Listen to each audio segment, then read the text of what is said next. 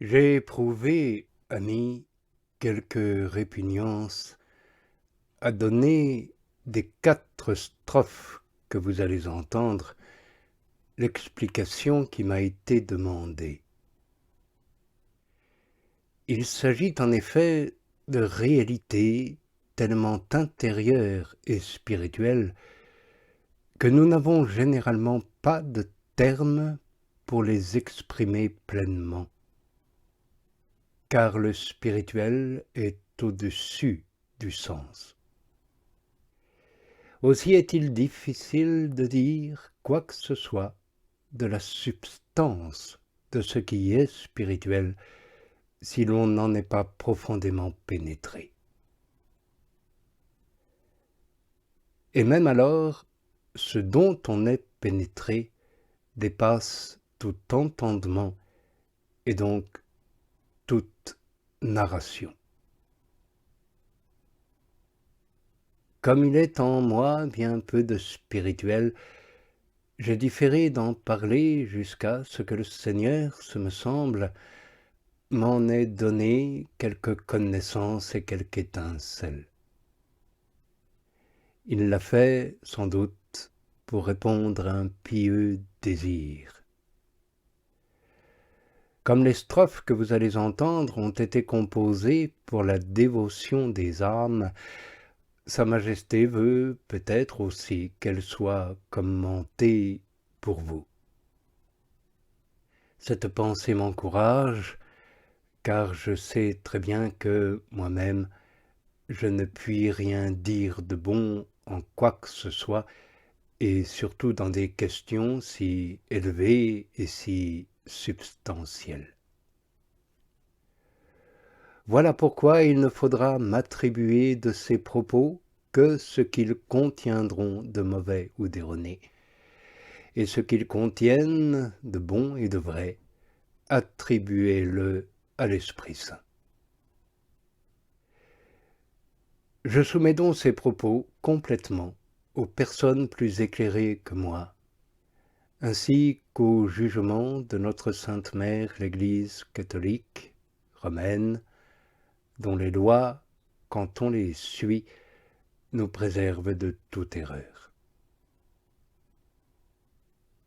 Cela dit, je déclare que je m'appuierai sur la Sainte Écriture. Mais il demeure bien entendu que tout ce que je dirai sera aussi éloigné de la réalité qu'une peinture l'est de l'objet vivant qu'elle représente. Je vais donc me hasarder à dire ce que je saurai. Il ne faut pas s'étonner que Dieu accorde des grâces très élevées, sublimes et extraordinaires à des âmes qu'il veut combler de délices. Car lorsque nous considérons qu'il est Dieu et qu'il les accorde en tant que Dieu, avec un amour infini et une bonté sans bornes, nous n'y trouverons rien de déraisonnable. Il a dit, si quelqu'un m'aime, le Père, le Fils et le Saint-Esprit viendront en lui et y établiront leur demeure. Cela a lieu quand il fait vivre l'âme de la vie divine et demeurer dans les 3 adorables personnes, comme l'âme le donne à entendre dans les strophes qui vous seront dites. Sans doute, dans les strophes que nous avons précédemment expliquées, nous avons parlé du plus haut degré de perfection auquel on puisse arriver en cette vie, c'est-à-dire de la transformation en Dieu, de l'union à lui. Néanmoins, les strophes présentes parlent d'un amour encore plus noble et plus perfectionné, bien qu'il soit dans ce même état de transformation. Il est vrai, dans ces strophes comme dans les autres, qu'il s'agit d'un même état de transformation qui, en tant que tel, ne peut être dépassé. Mais comme je l'ai dit, cet état peut, avec le temps et avec la pratique des vertus, se perfectionner et s'enraciner beaucoup plus dans l'amour. Pour reprendre l'image du feu, voyez ce qui arrive quand il a pénétré le bois. Il le transforme en lui-même et se l'unit. Puis, si ce feu devient plus intense et qu'il continue, il rend ce bois plus incandescent et plus enflammé, jusqu'à ce qu'enfin ce bois, devenu feu à son tour, lance des étincelles et des flammes.